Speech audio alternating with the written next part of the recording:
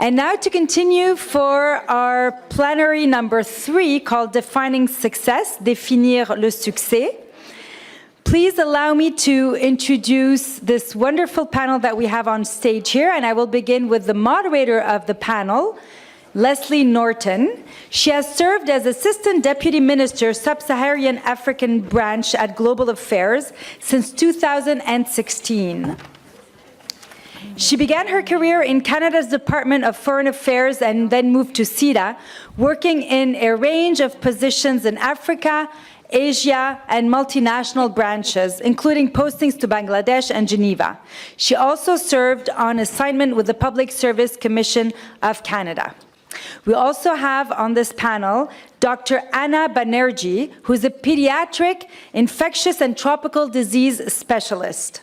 She's the co-chair of the Indigenous Health Conference.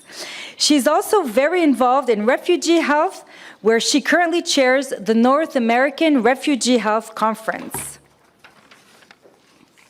She won several awards and was inducted into the Order of Ontario.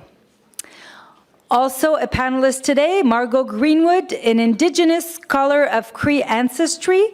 She's recognized provincially, nationally, and internationally for her work on Aboriginal children, although she focuses on all children.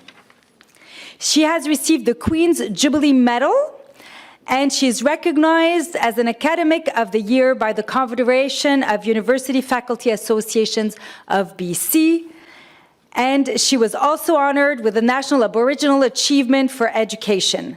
Currently, Margot is a professor in both the First Nations Studies and Education programs at the University of Northern British Columbia. Dr. Tanjina Mirza is the Chief Programs Officer of Plan International Canada.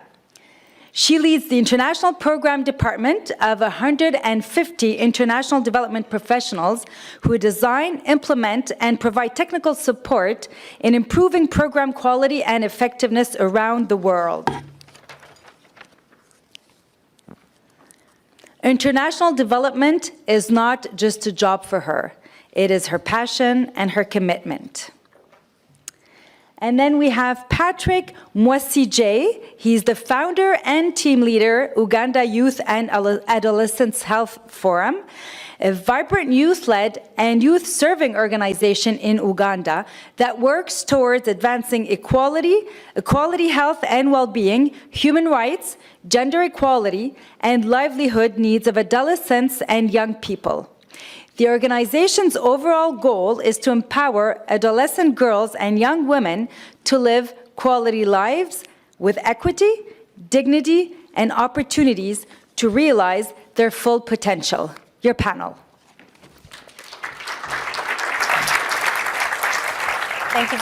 Thank you very much, Caroline. I don't think I've ever said something like this on April 18th, but I'm just delighted to be in a room without windows. The weather is a bit trying for those who are from Ottawa, but those who've come from far away, my apologies. And that's very Canadian of me to apologize for the weather. Je suis très heureuse d'être parmi vous aujourd'hui pour lancer cette discussion. I am very happy to be with you to talk about this topic ce matin. Triumphs and challenges across the health and development landscapes in recent years. We discussed and highlighted the value of civil society and multi-stakeholder partnerships in furthering developmental outcomes and priorities. And we set the stage for continued emphasis on both innovative programming and programming focused on adolescent mental health. Ma collègue Caroline Leclerc nous a rappelé que Colleague Caroline Leclerc reminded us that Canada will still promote the empowerment of women and young girls in the field of health. The array of solutions discussed, we're still left with a number of lingering questions. How will we be able to maintain our momentum going forward? How will the changes in the global development and health landscape evolve in the future? Will the emphasis of our developmental programming today be what's needed to continue to affect lasting change beyond 2020, beyond 2025, and even beyond 2030? Je suis impatiente qu'ensemble nous I am impatient. I hope we will find answers to those questions. And not only our panelists come from various provinces of Canada, but from different countries in the world. To one stage. Each will share with you some of their sectoral insights, and then as a group, we'll come together for a Q&A on the future of health programming in Canada. So please give a warm welcome to Dr. Anna Banerjee as our first speaker. Thank you.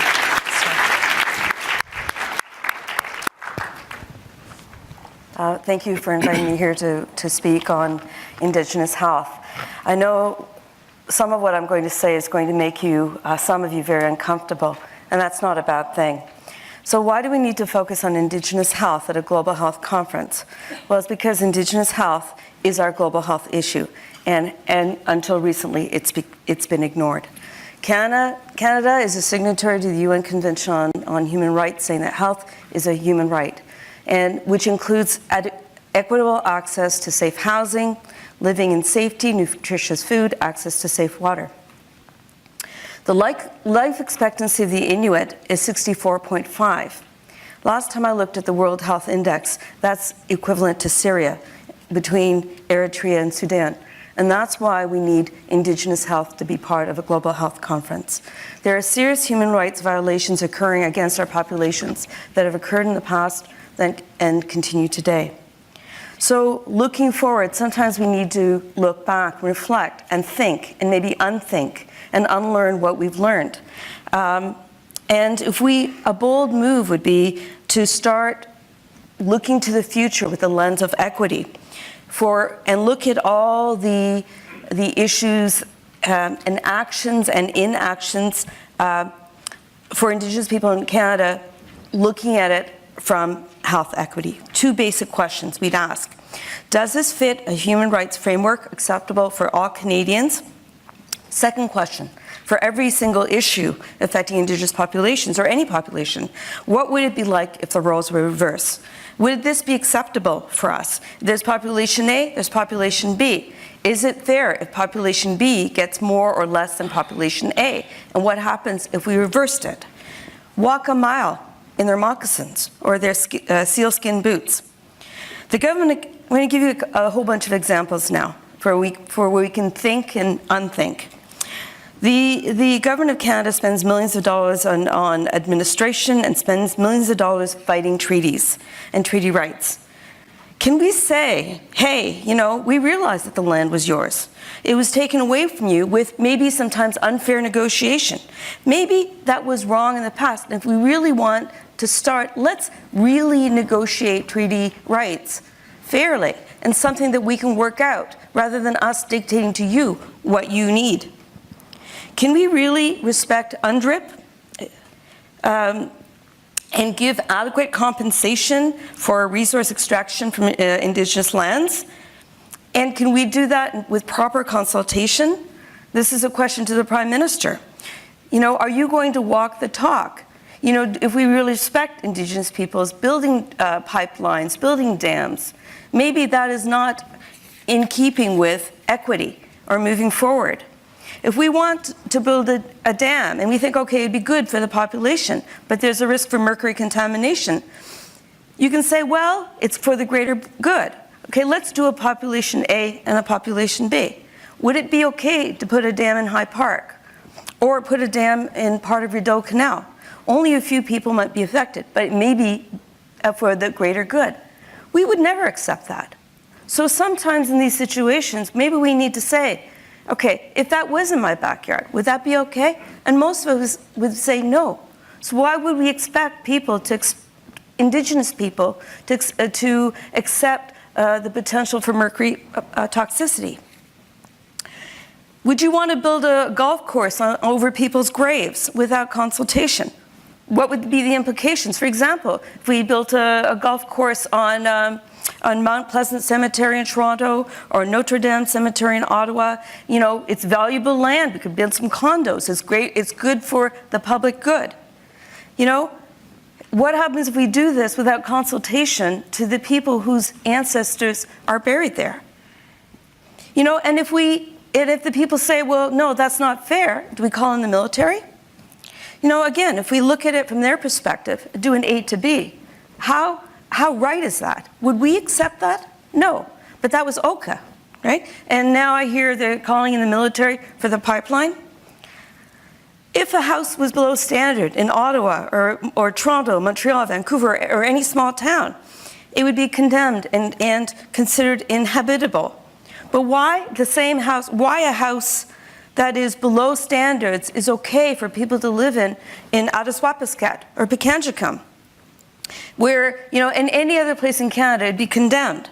Maybe a bold move would be to have equitable standards for housing across Canada, where it's illegal for people to live in certain kinds of houses.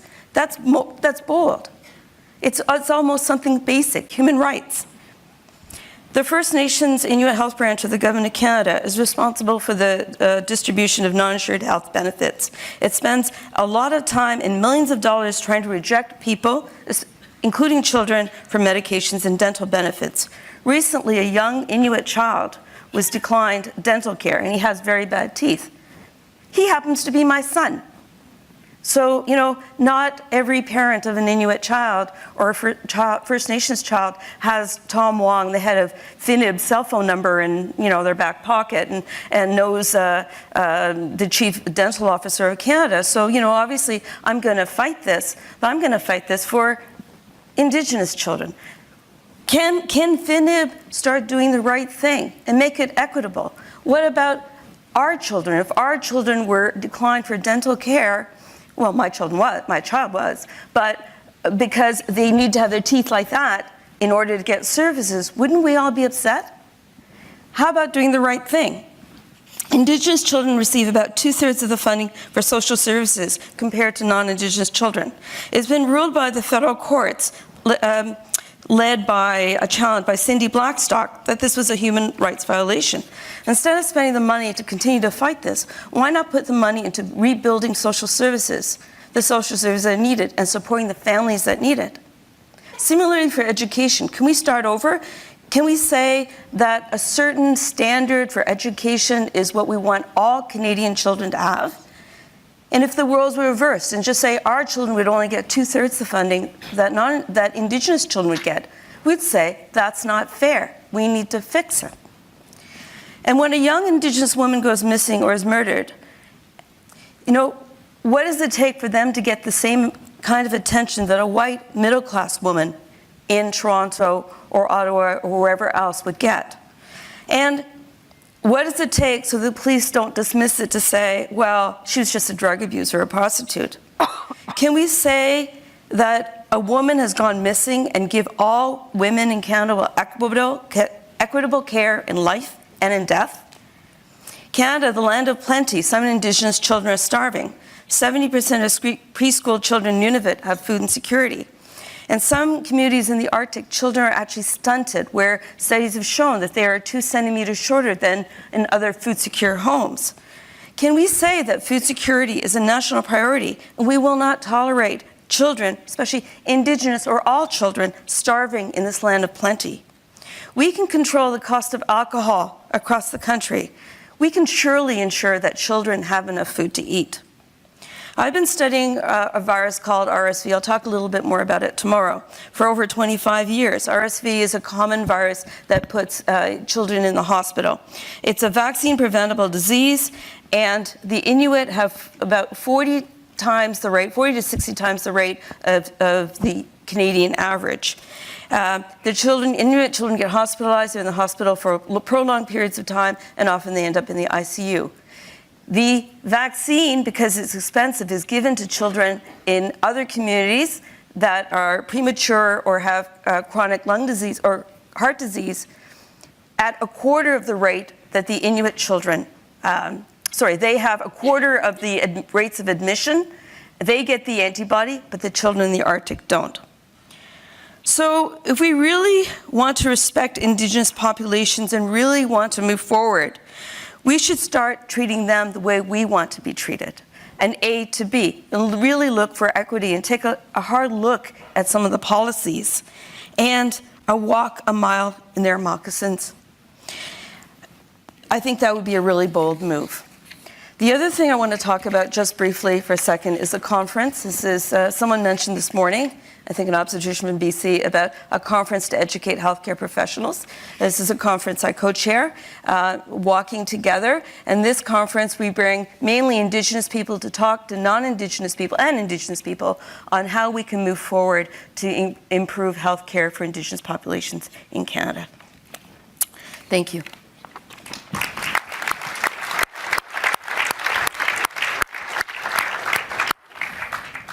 Thank you, Anna. You've raised some very critical themes that will surely liven up our Q&A later today. I just note that you asked people to think differently, to unlearn what we have learned, and to put a lens of equity on how we look at policies. Continuing with our next panelist, I'd like to call on Tanjina. Please, Dr. Tanjina Mirza.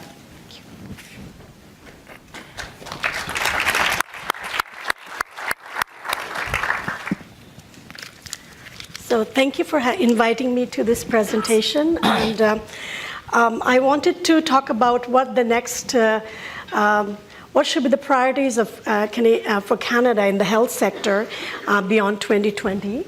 And in doing so, can I have the, do I press this? Okay.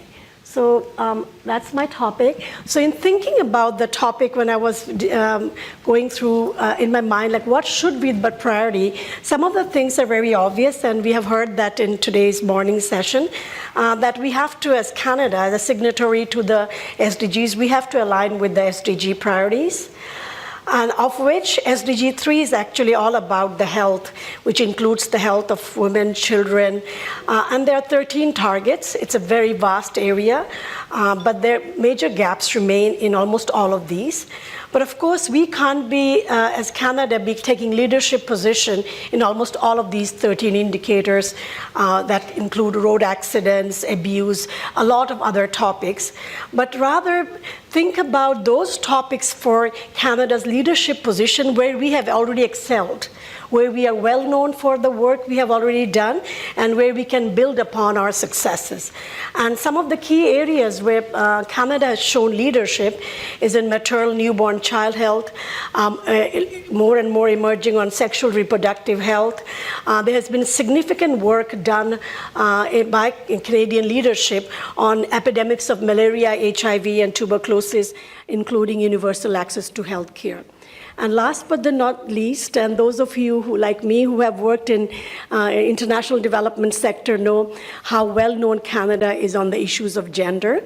And yes, it's great to have FIAP now, but those of us who started our work in field 20 years ago, we learned about gender in the field from which was CEDA in those days called CEDA, and that's where we got a lot of our learnings on gender. So Canada is known globally on these topics. So what should be the priorities again, and aligning with SDGs? The SDG is talking about reaching those who have been left behind, those who are the most vulnerable, and those who are really poor, marginalized communities. How many of us here in the room can say that almost all of our projects are reaching those? On what criteria are you basing that? Is it only poverty? So globally, there are great indices on measurement of poverty, and poverty index is one of them. And many of you may have used it. It's called the Poverty Probability Index, and these are questionnaires that have been administered in 10 countries. It's standardized. Many of you know about it. But unfortunately, poverty index actually misses out many of the issues linked to vulnerability. Today in the morning, there was a lot of discussion about youth. That itself can be a vulnerability in many parts of the world, the age itself. And right now, as a demographer, we know this, that the world has the largest cohort of young people ever in the history of mankind. So there are a large number of youth in many developing countries and developed countries that are not accessing health care. Likewise, in certain countries, if you belong to a certain ethnic group, if you have a certain religion, you're less likely to access health care.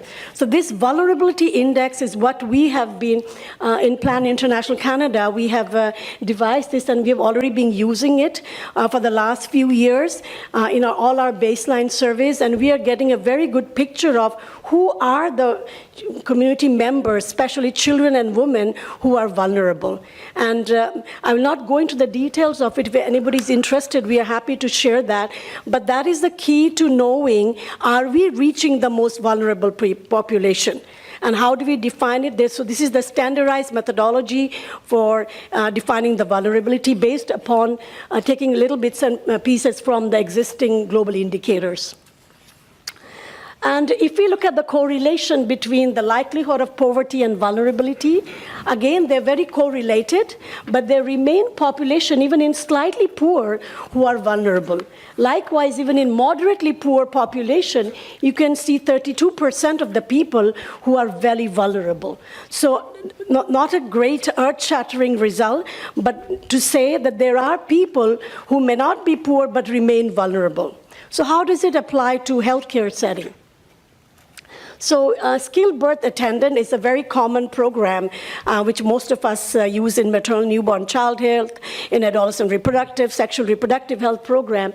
And what is fascinating about this data, by the way, this data is from 5-country project, and it's interesting to see that even in moderately, slightly poor category, 25% of the women actually did not use a skilled birth attendant.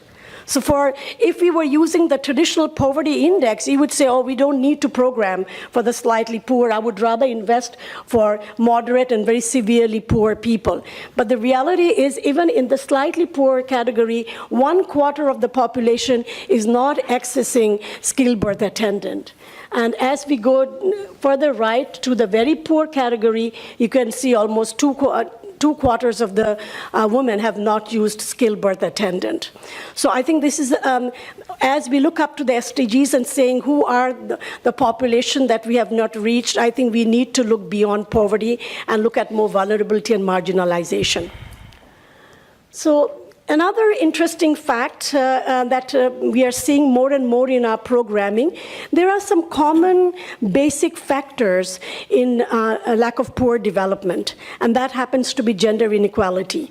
And more we are realizing the factors, the gender inequality factors for lack of use of healthcare, lack of access to education, lack of access to financing, lack of access to job, all go back, as you look into the deeper underlying causes, they happen to be gender equality. And there are studies after studies that are proving that. So what does it mean on the health sector? So I'm trying to basically present what are the key causes of gender inequality in the health of a population. And we have divided into 2 categories, those that affect the demand side and the supply side, which is the health system side. I will not read all of that, the criteria, but basically, if there are low indicators in the decision-making status, women having low mobility, low access to information, no-brainer, these women are less likely to use health care. Likewise, in families where husband's participation, partner participation, male participation, whether it be father or the household elder or the traditional leaders, often who are male, are not supportive of women's health care, tend to have low health outcomes, no-brainer. Likewise, on the supply side, and I think that's the right side of the column that has had least gender investment into it. And as a clinical practitioner myself, I can say that most clinicians never had a gender assessment or training or a full understanding of that course.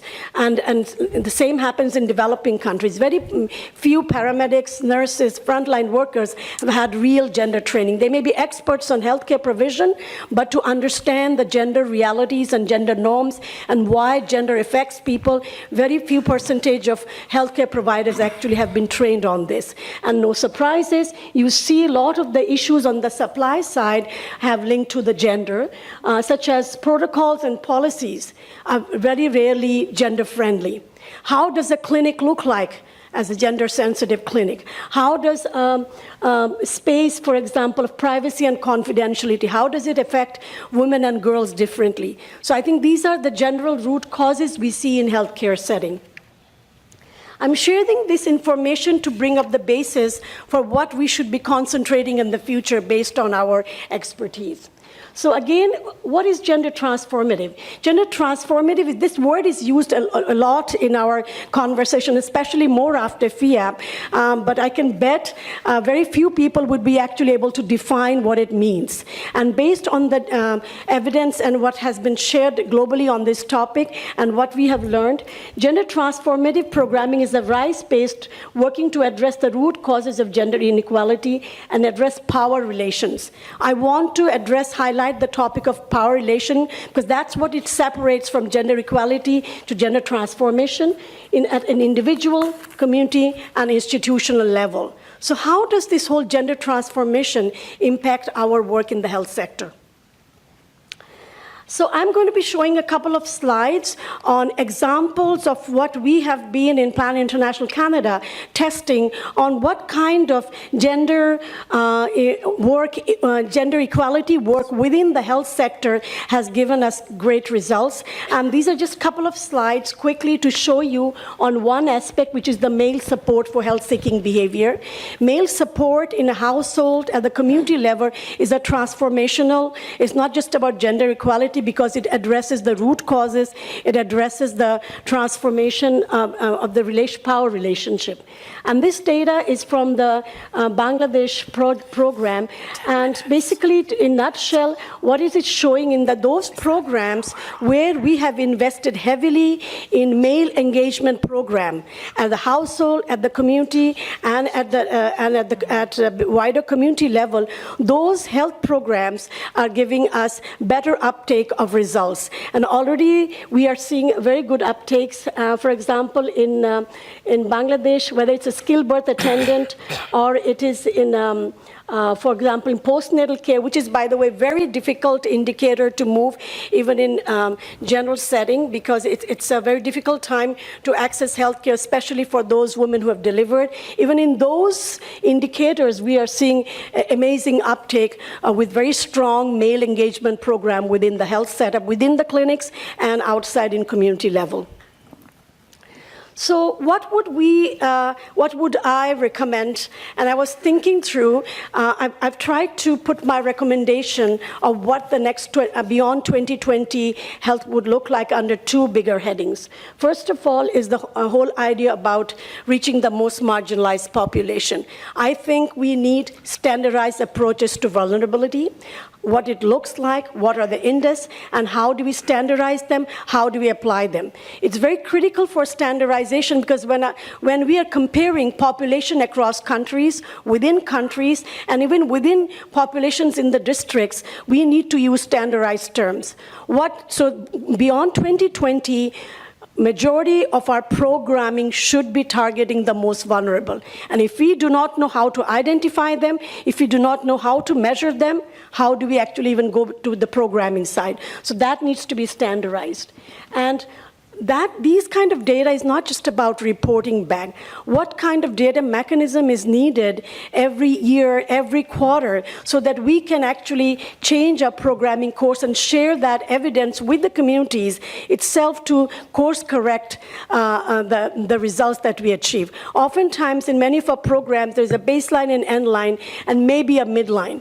So there's no way of course correcting anything way after you have finished half of your program. So we need continuous monitoring data on vulnerability to see whether we are making any changes in the data. So that ongoing information and data is not just for sharing with the donors, it should be shared with local women's groups, local community-based organizations, and most importantly, with local ministries of health and education to affect any change. Otherwise, it becomes too late. And then, last but not the least, we need to be very honest about it and be very truthful. Reaching the most marginalized and the most vulnerable is expensive. It takes more time. It takes different type of staff capacity. So do we have those? Are we ready to invest more? So I think as we are saying that we are signatory to SDGs, we need to put what we are talking about. So it costs more. It's very obvious from already the programming we are seeing. So I think we need to be very cognizant of these. It is not business as usual for reaching marginalized population. The second recommendation I would make, again, no surprises, that we have to invest in gender transformative programming. And again, not to use the word just in passing, standardize the definition, set clear gender indicator outcomes, and measure them. And of course, in measurement, it should be not just be about health indicator measurement, it should be about women's empowerment measurement. An empowered woman has a better health status for herself and for children, likewise for adolescent girls and boys and youth. So in any health programming, the empowerment indicator should be on its own a target to be achieved, otherwise we will not be able to achieve health for all. Again, there are great examples. In Plan International Canada, we have developed an index for girls and women's empowerment index. Happy to share it out, talk about it if there are questions, because these processes have to be developed now if we are to be scaling up after 2020. Otherwise, we will not be able to achieve what we have set out right now. Last but not the least, we truly feel that Canada's leadership position in the health sector should be continued beyond 2020 and targeting on maternal child health care, newborn health, adolescent reproductive health and care in a sustainable way, and most importantly, in a gender transformative way is the way to go. Thank you.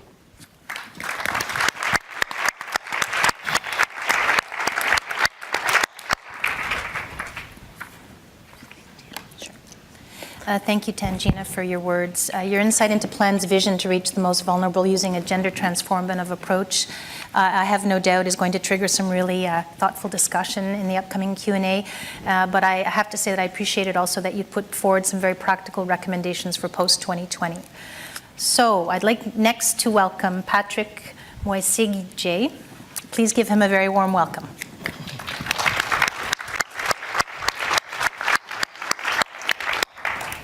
You pronounced my name well, actually. So you deserve another hand clap. Thank you, and thank you for having me here again. My name is Patrick. I'm a noisemaker, but I make necessary noise and a disruptor, but with positive disruption.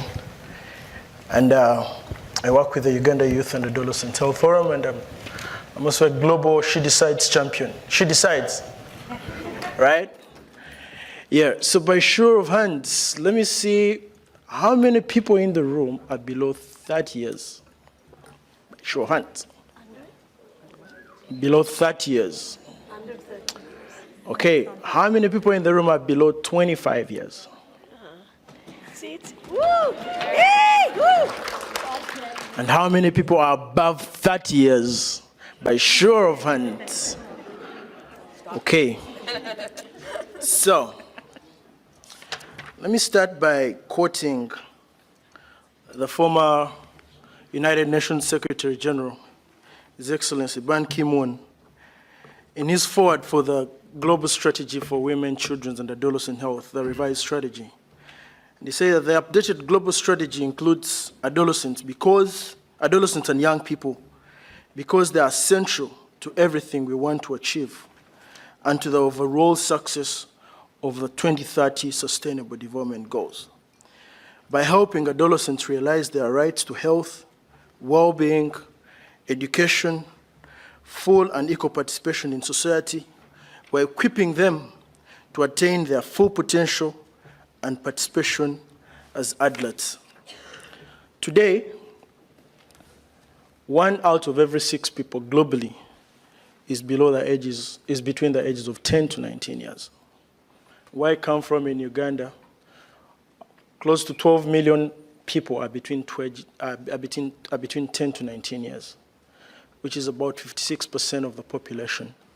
And that's the reality for very many low and middle income countries. Today's generation of adolescents and young people is the largest that the world has ever seen or known. And as such, they will have a major role to play in shaping the world of tomorrow. So the reality is that if you're out there and you intend to design a program or an approach that is geared towards addressing the needs of the most vulnerable, and you don't include, target, or involve young people, I have a simple answer for you. Then you're going to get it wrong. To this end, young people need to be actively engaged. And I would like to re-echo the words of the CEO of Grand Challenge Canada.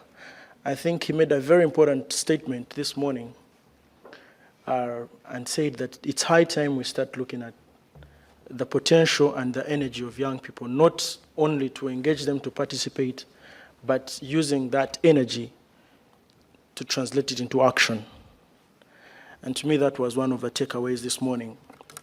So the participation and views of young people in development of the health programs are critical to ensure that the evidence we gather and the knowledge we generate properly informs the development and future programs to ensure that health services are accessible to the youth and meet their needs. We have seen that according to the World Health Organization, the AHAR, the Global Accelerated Action for the Health of Adolescents, that annually we have about 3,000 adolescents that die. Sorry, every day we have 3,000 adolescents that die.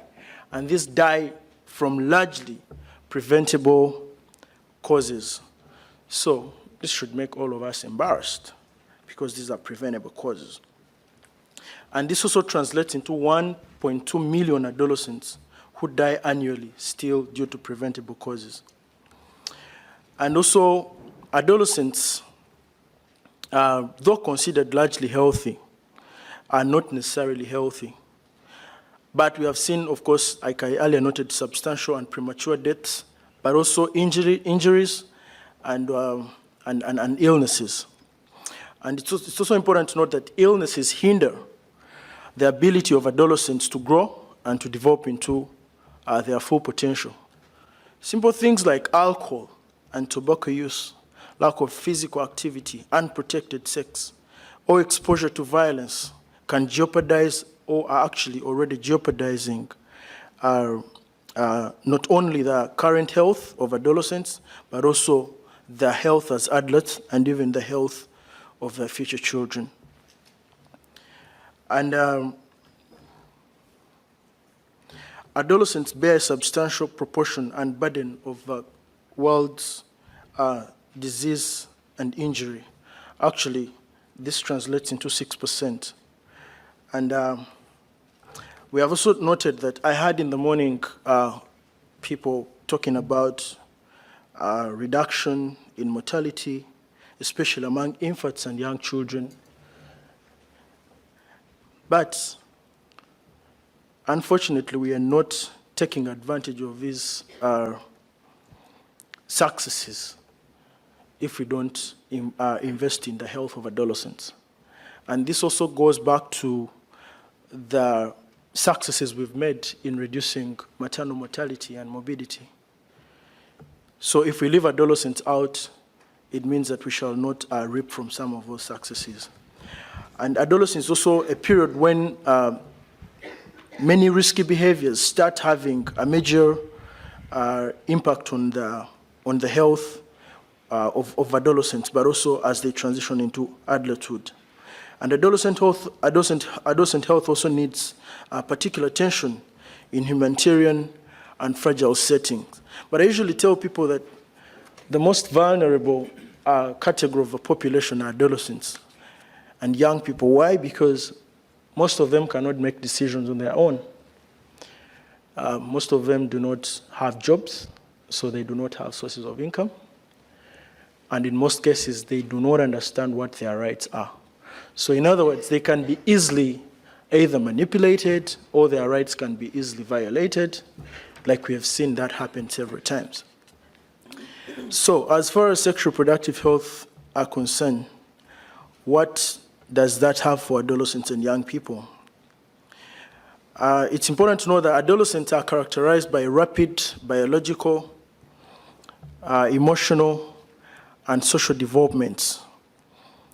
And this is critical in their life stage, and it is the period during which a person must have the opportunity to develop the capabilities required for realizing their full potential and achieving a productive, health, and satisfying life.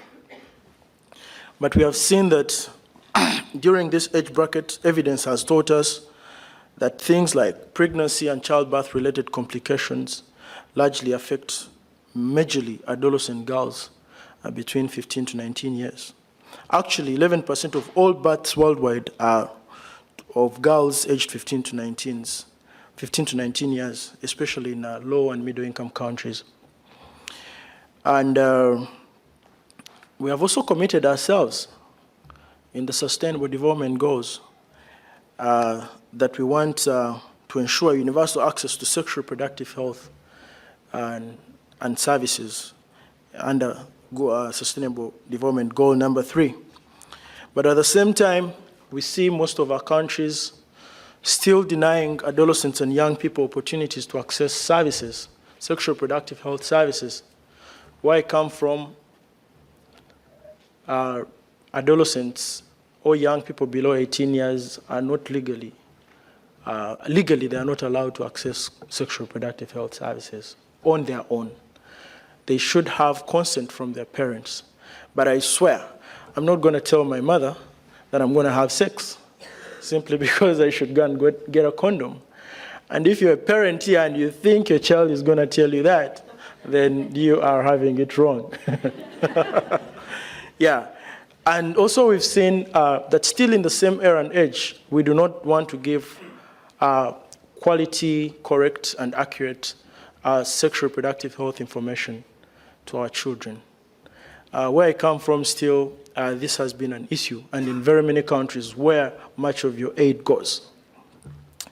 And also, so things like contraception, safe abortion services, adolescents are still struggling to get this. But you know what puzzles me is, where I come from, we see every day multitudes of funding coming in from the developed world to buy contraception, lots of methods, by ARVs.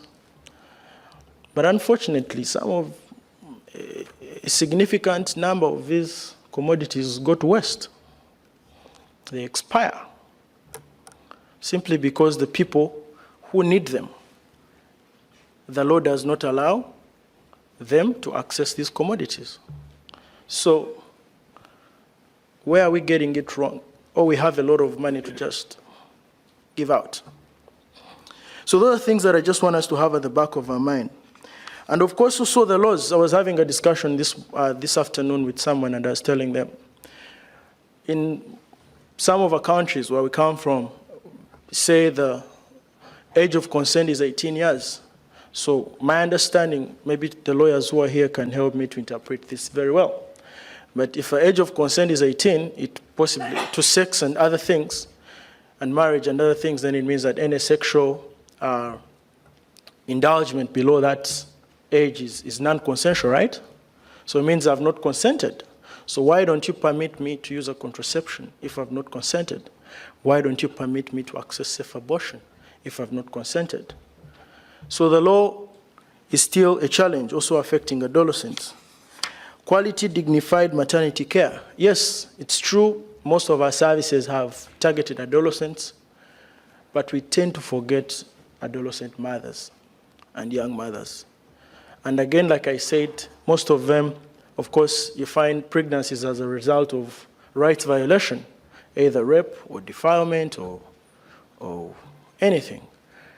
And so they don't even know where to start, how to start. There's a lot of discrimination around them. They have dropped out of school.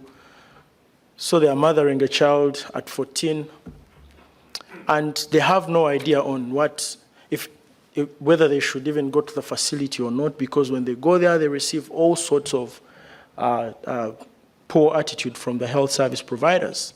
They go there, so they don't know what breastfeeding is and how to go about it, nutrition, immunization. So we largely leave them out, especially on all our programs that target maternal and child health. So it's also another important area. So then also importantly to note is on the gender equality. And I just wanted to quickly note that gender equality is not just a human right, but it is also a condition of reducing poverty and sustaining development. And also important to note is that equitable and sustainable global development cannot be accomplished without equality between women, men, girls, and boys.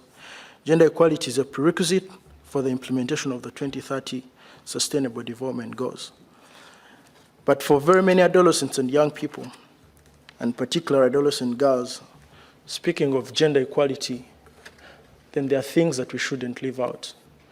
Things like preventing and in all forms eliminating forced child marriages, and also other forms of sexual and gender-based violence, sexual exploitation, and all those things.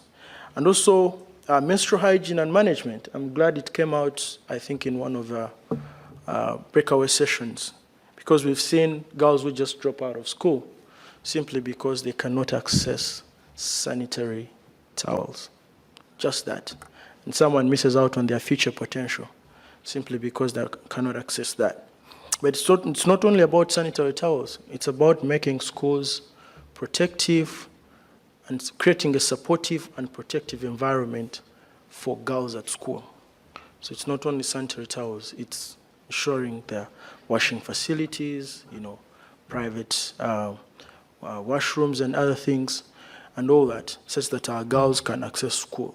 So in my conclusion, I think it's pretty important that we are speaking about Canada's future Beyond 2020. We put adolescents and young people at the forefront of our approaches. And let's work with young people, not only as beneficiaries. Young people are tired of tokenism, right? Which young person in the room is tired of tokenism? Eh? Let's work with them as partners who have a role to play, a very key role to play. Let's not only target them from the beneficiary side. Let's bring them on top of the table, on the table. Let's have them both on the menu and on the table to design the programs, to participate in implementing these programs, to participate in evaluating these programs, because they work for us. They work for us. And we still have more years, actually. Well, I'm not God, but I feel like those who are below or younger than me still have more years to live. So speaking about the Sustainable Development Goals agenda, I think those who stand high chances of seeing its results if we achieve all the goals are adolescents and young people, right? So thank you very much.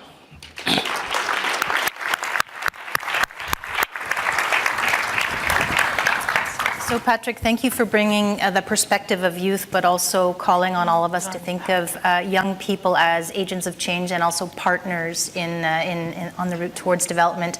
I have to say that I didn't watch when you called on the audience to put up their hand about their age, so I'm not sure how old you are. I missed that, but what I did see is there's a table over there that I'm going to be looking to during the Q&A session, because I think your perspective will be very useful.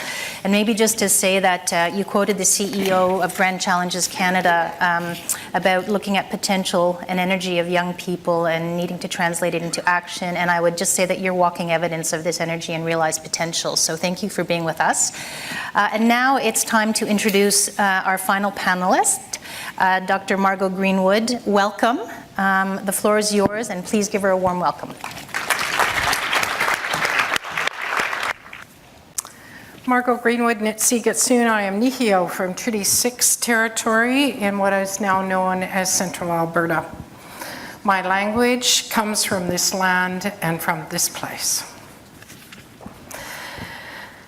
I have a great interest in the topic that I am going to share some words about. I am a mother of 3 growing sons. And I have a great commitment to our land and to our people here. So I am very much personally and collectively driven on this topic. I want to begin by acknowledging the ancestors and traditional territories of the Algonquin peoples and thank them for allowing me to be here in this place to engage in these conversations with you. I also want to thank the organizers for giving me this opportunity. My words focus specifically on Indigenous children and women here in Canada, and so as I was listening to my colleagues here on this panel, I realized that I'm talking very specifically about the health and well-being of children and families. But I do believe that the issues and themes that I will draw out would be applicable far beyond the boundaries of this country. Anna has given us the rationale in her opening remarks for why Indigenous realities should be included in a global context, and particularly those realities of Canada, and that's the only place I can speak from. That's my reality. So the theme is defining future success. And as I was thinking about this, thinking about Indigenous children, and actually all children, and those that will come after us as well, I was reminded of one of my elder teachers, Mary, and her teachings of the past. And we have a teaching that's a metaphor that says that we we reach back with one hand to the past, and we reach forward with one hand to the future. And in that, we do not lose the teachings of the past as we shape the future. So we're always reminded of that as we are taught. And so I want to begin my comments by sharing a couple of short teachings from Mary Thomas, who was one of my elder teachers. And she was talking about the care of children, and she was talking about women. And she said this about the care of children. The care of children begins long before birth, at the time of conception. And here are her words. When a young woman got pregnant, she was careful about what she ate and about the exercise that she got. She drank a lot of good medicines, a lot of broth, and did not overdo herself. The young mother was also given the most attention, the most love, and the most caring attention. She wasn't allowed to see anything that was unpleasant, like spilled blood, a smashed finger, whatever. She was only allowed to see nice things like singing and dancing. The old people strongly believed that whatever happened to the young mother also happened to her unborn child.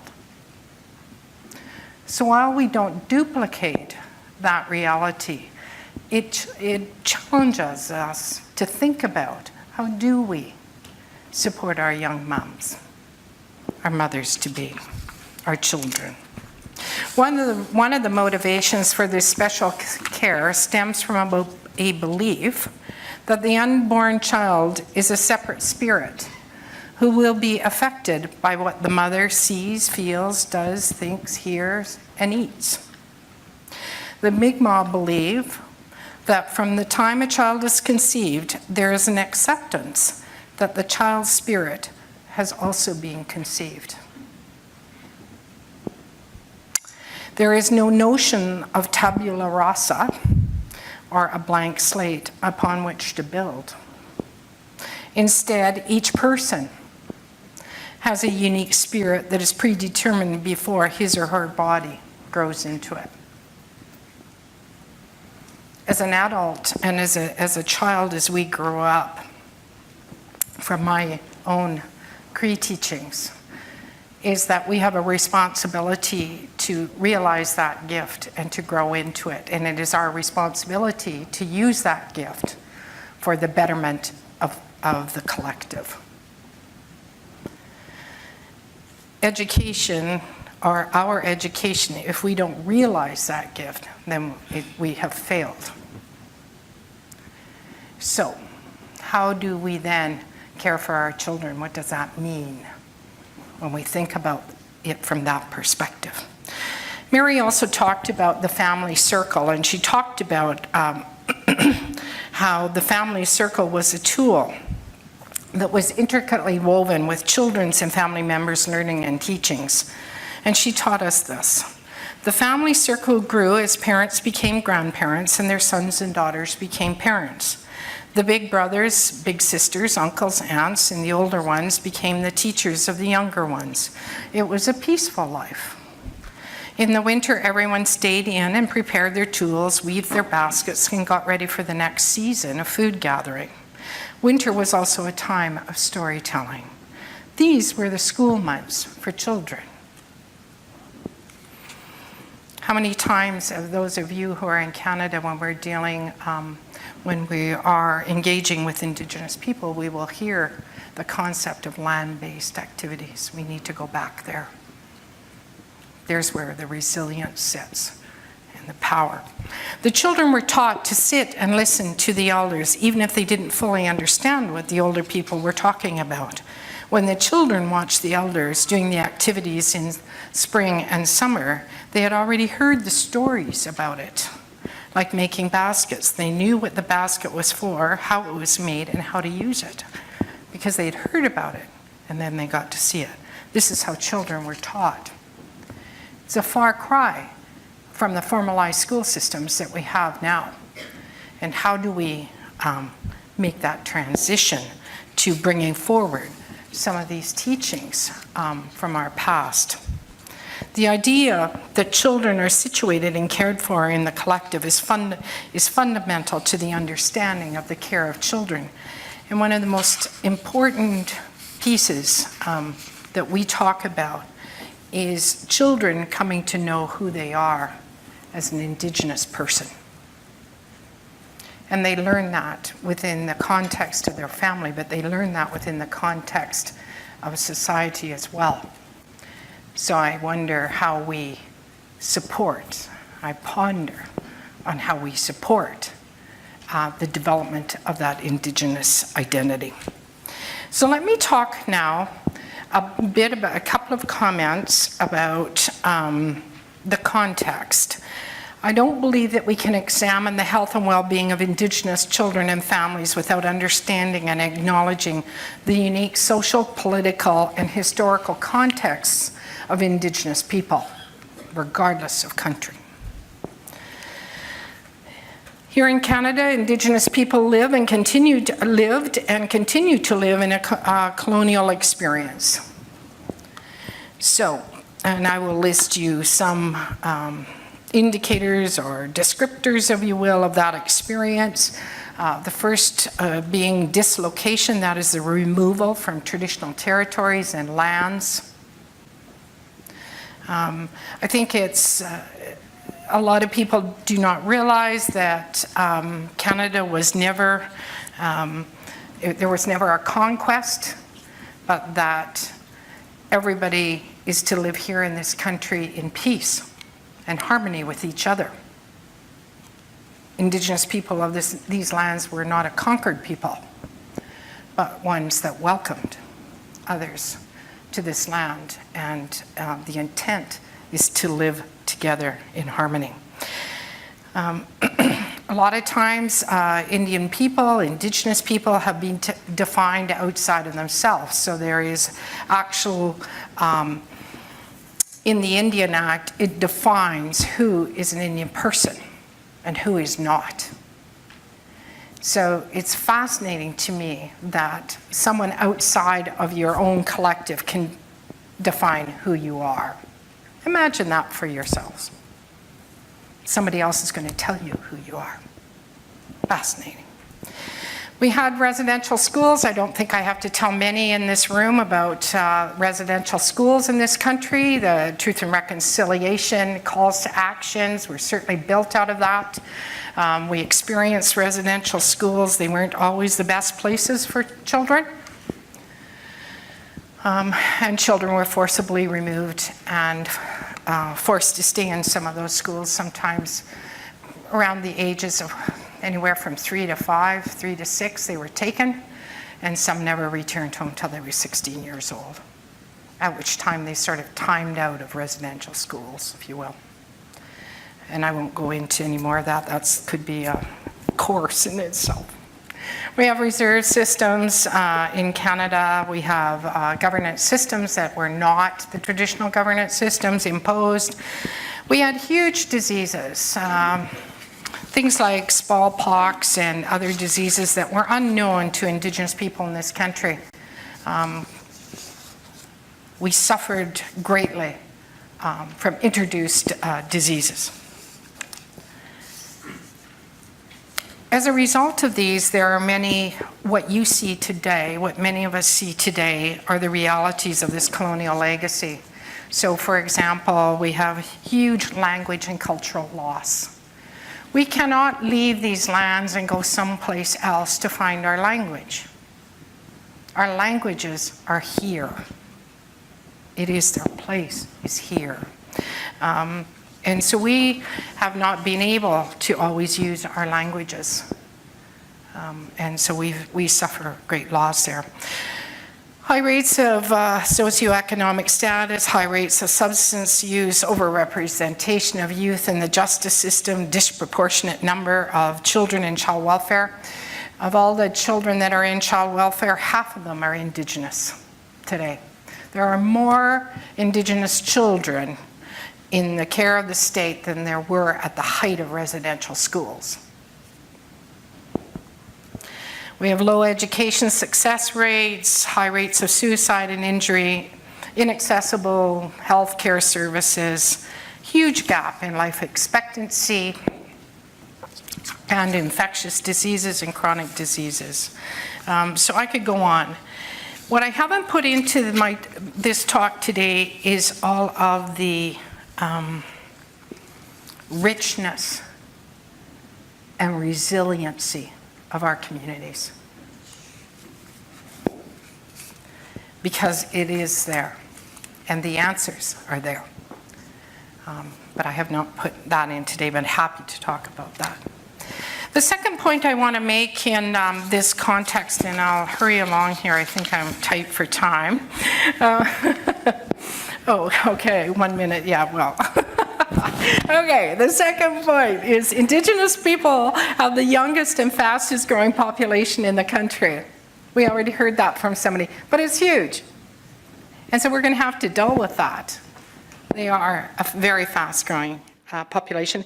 Indigenous peoples bear a greater burden of illness compared to those of broader Canadian society, and I could go on about that, but I'll leave that. And the fourth point I want to make is that we all have a responsibility to the health and well-being of women and children. It isn't just one sector's responsibility or one NGO's or one group. It's going to take a collaborative effort and partnered effort across the country. The last pieces that I want to share with you, and I will try to do this in 30 seconds here. I'm doing this. Is to answer the question, how would I define success in this? And I've written these points as such. And I think that these points would probably have relevance globally too, because in my experience, I've worked in a number of different countries and had many conversations with Indigenous people, and I don't think there's anything on this list that I haven't talked with them about in the past. So, drawing on my own experience here and my experience here in Canada.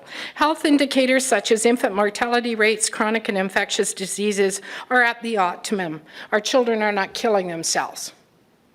We have high rates of youth suicide. So if I was looking 10 years from now, we wouldn't see that.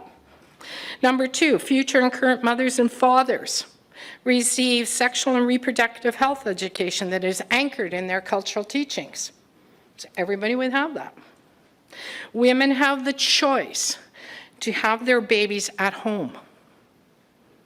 Many of our women don't have that choice right now, in the arms of their families and communities.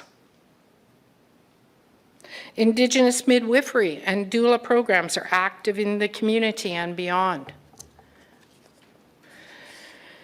There is postpartum and breastfeeding support for all mothers. Parents receive culturally specific parenting, education, and support. Families have choices of early childhood services such as child daycare, Head Start, preschool, nursery programs, all sorts of programs. Children requiring extra supports receive the care they need. All children have their cultural identity and live experiences that respect and honor their cultural diversity. And the final one, and I think this is one that we grapple with, I know we grapple with globally. Racism is a concept of the past. Racism in structures, systems, and practices is eradicated. Miigwech.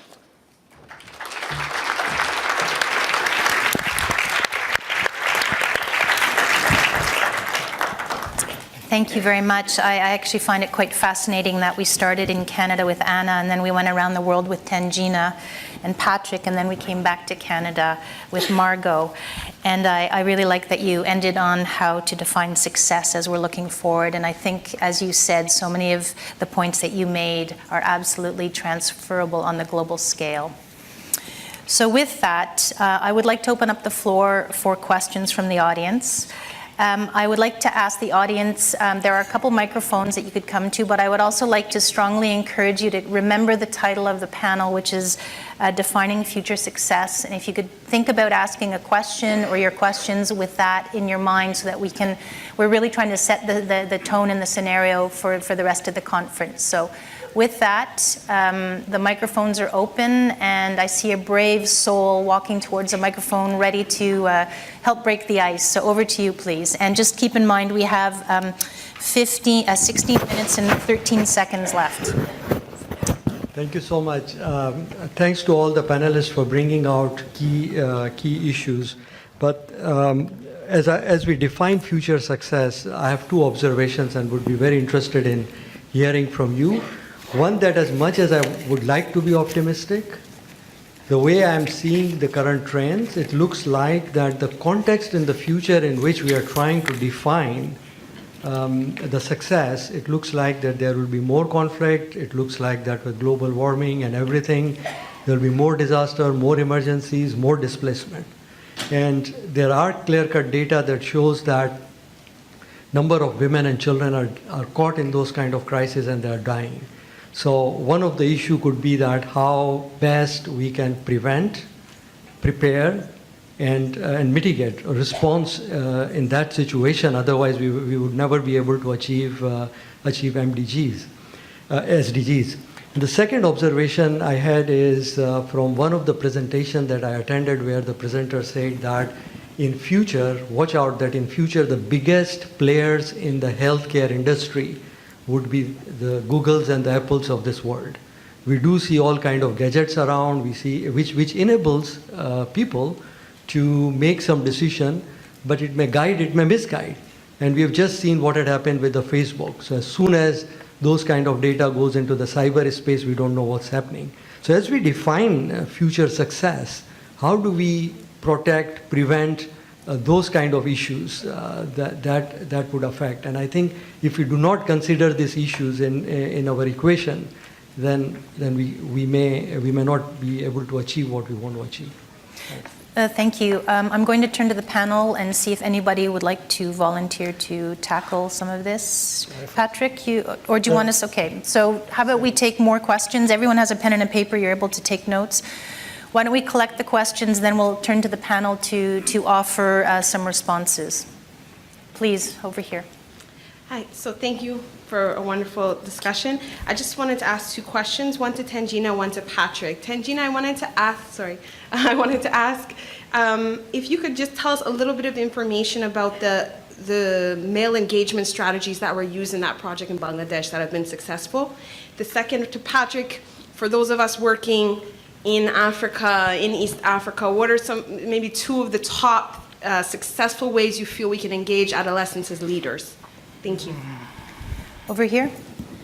My question, I guess, builds a bit on that one as well. I just want to start by saying, well, I'm Arden McAlpin, I'm a Plan Youth, and I'd like to thank CanWatch and Plan for really caring about a youth perspective and actually sponsoring the grand majority of this table behind me in coming to this conference. We really appreciate that because I've witnessed firsthand, being a youth and working with a lot of youth, that we are very passionate about contributing to future success, so we're very happy to be included. And we would like to know, based on techniques you've used or what you'd like to see in the future, how to move beyond that tokenistic youth involvement and get organizations to really value and include youth perspectives as an integral part of their development. Thank you. Okay, Patrick is sounding very popular right now, so over here. Young people. You go, Patrick. Oh, please, over here. Great. So my name is Robin Bright. I'm from Nutrition International. I was thinking about this panel. Thank you so much for just really rich, thoughtful commentary on what future success looks like. I was thinking about this in light of the conversation this morning about what is Canada as Canadian government? What is its role? We've heard about Canada as the multilateralist. We've heard about Canada as one that brings together like-minded partners. We've seen Canada really lead on the gender conversation. But as you think about the different points that you've raised, I'm curious what you think, what is the role that the Canadian government needs to play? Even as we think about things like the crucial role of the voice of youth, of marginalized people in conversations, bringing people to the table, being an inclusive actor. But I'm curious from your perspectives and the different vantage points that your sort of line of sight into this space, what role does the Canadian government need to play? Thank you. Thank you. Over here. Hi, my name is Amy. I'm actually also with Plan International Canada, and I've also had the great pleasure of working with CanWatch last year on their youth council. So my question, and I'm very closely with the note, defining future success, I think youth definitely plays a very large role in discussing this tone. And my question would be, how would you individually and within your organizations go about including and valuing youth voice in your works, your projects, and especially to those projects that might not necessarily affect youth directly, how would you value youth voice in that? Thank you. And over here. Vincent Okello is my name. I work with ADRA in Rwanda. My brother Patrick asked a question, and we didn't get an answer. The parents are quiet. What strategies do we have in place to make sure the parents can shout and accept and encourage the youth to talk to them about SRN services? Okay, thank you. So the last call for any other questions before we turn to the panel, because I don't think we'll have time for a second round. Please. Hi, my name is Cassandra. I am from Plan International Canada. And one of the themes that hasn't really come up in this discussion on sexual and reproductive health is sexuality and a healthy sex life, and how that plays in sexual and reproductive health services, and also when we're talking about gender norms, particularly norms around sexuality for men and for women, and how that impacts their health and their access to health services. Thank you very much. Okay, so we have 7 questions. And is there someone on the panel who would like to start and tackle some of the questions? I'm being very democratic here and asking so that I'm not forcing someone to take the floor first. Okay, Tanjina, and then I will turn to maybe Patrick, because there was a large youth quotient that posed the questions. But I was letting him take a breather because he has a lot of thoughts to collect because there are so many questions for him. Please.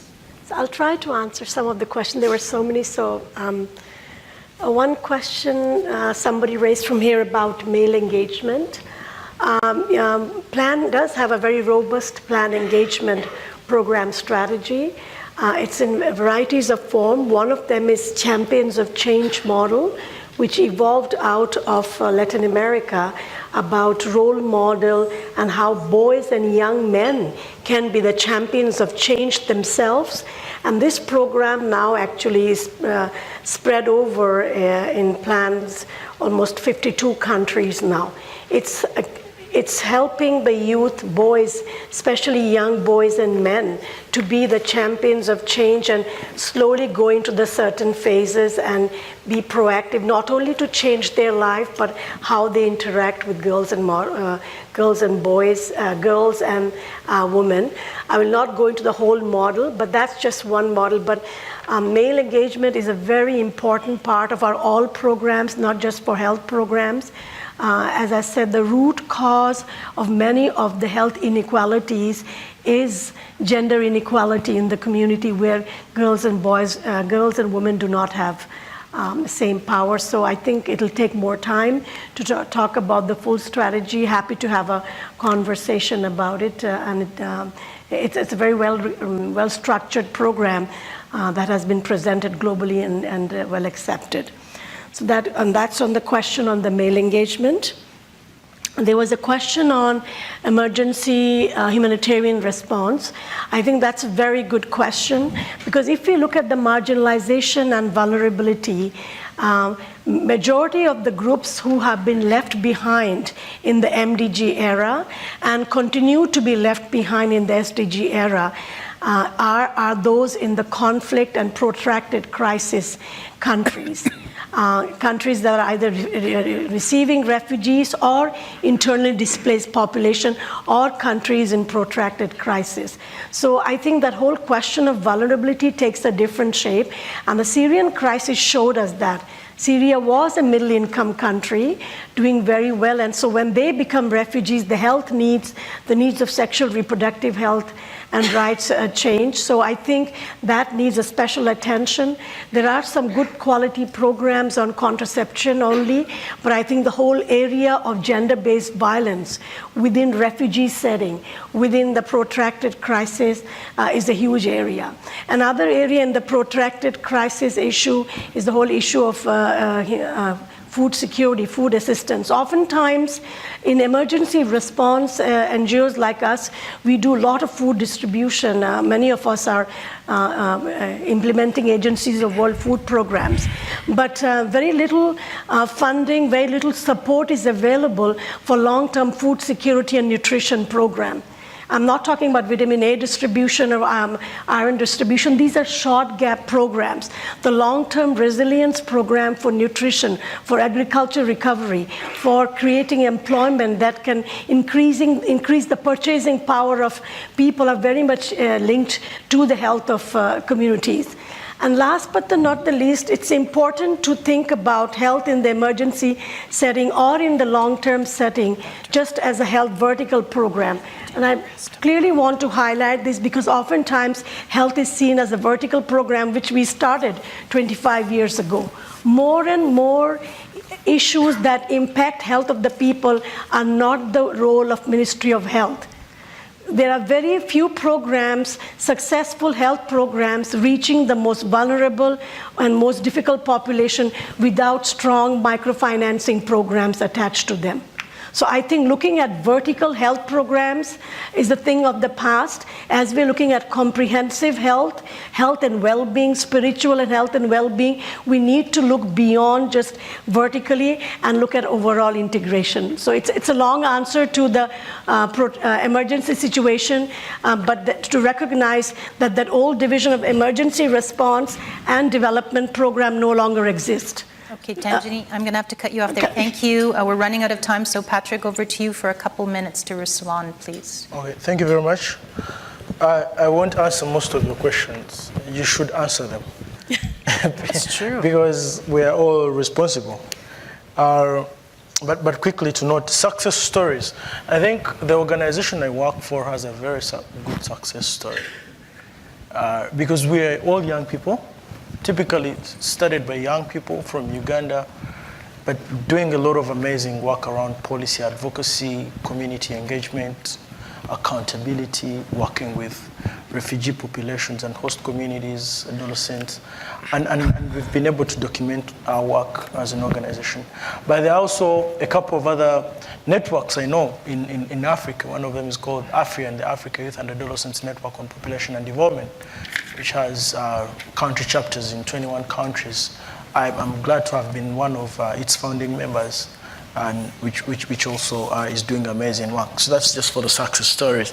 But also to note that for tokenism, no, we cannot accept tokenism anymore. And I want to call on young people in the room. But this can only happen if we get organized as young people and know our stuff and what we want to achieve, and also be ready to take on challenges, and also importantly be ambitious, but also willing to partner, because most of the partners in the room, or many big organizations and partners who want to work with us, have been in the field, they understand, so we need to be willing to partner. But then we also must be seen to support young people to document their work if we want to work with them and avoid, like tokenism.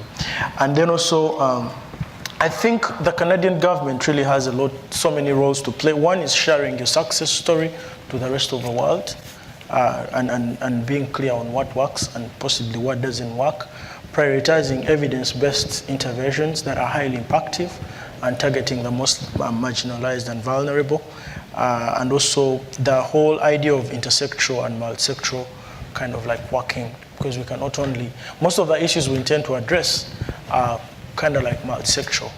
So that should be something that needs to drive our agenda.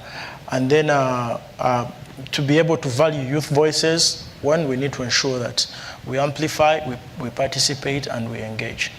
To me, that is very, very critical. And then lastly, one other more last thing on what the Canadian government needs to do. You need to support youth initiatives. You need to work with young people. You need to identify groups of young people that are doing amazing work, whether you're working through big partners or not. I won't mention a name, but if you're working through a very big, widespread organization, encourage them and challenge them to work with youth groups. Yeah, because I feel that is the best way they can reach out to those who are most vulnerable, and because the youth groups down and women's groups, and they know how to reach their fellow groups. So let them work with them directly, not just as end beneficiaries.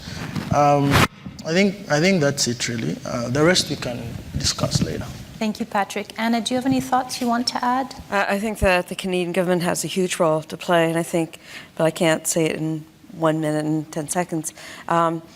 I think part of it is making certain policies into law and using human rights framework. For example, certain standard housing for all Canadians, it should be consistent. There could be a national food strategy so that every single child in Canada has equitable access to food, so breakfast food programs. There's many, many things that you can do. But I think having a lot of it in the form of the legal system where it's illegal to have a certain state and there are repercussions and fines or whatever, and that everyone from the individual to communities, that everyone's responsible for the rights, for housing, for all kinds of things. I think they need to be ratified in laws. Thank you. And Margot, you have the last word from the panelists. I just want to make a comment to the youth. In Indigenous communities, the Indigenous youth are very active and have great desires, such as I'm hearing and seeing from you folks in the room today. And I think it's really important as you engage with different groups is to look for those opportunities that do in fact move beyond tokenism to real action. And I think that's, people that are inviting you to those groups, it's their responsibility to look for that too, but so is it yours. And I think that's really important, because when you come together, then you can do some really meaningful work.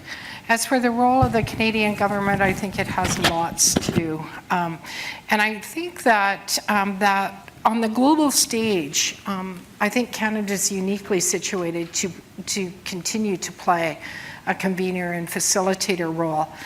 But at the same time, I think it's really important to address the challenges that we are facing as a country in and of itself. And I think those stories are important to share on that global stage.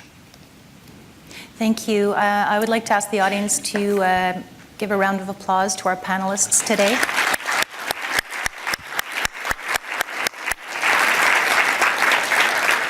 And I'd very much like to thank also the audience participants.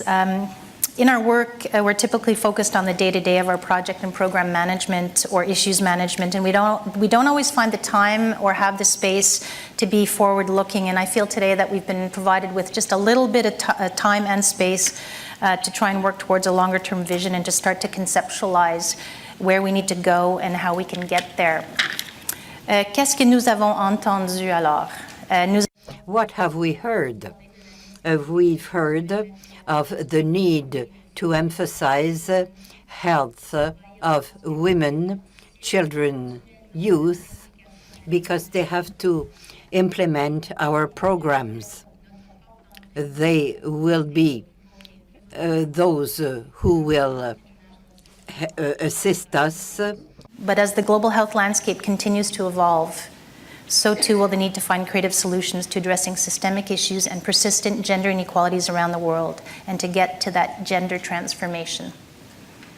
We need to improve our ability to harness youth. Empowering and engaging adolescents and young people, especially in Africa, are a key pathway to success. En fait, en tant que pays, nous devons partager nos expériences. As a country, we have to share our beliefs because we have to work for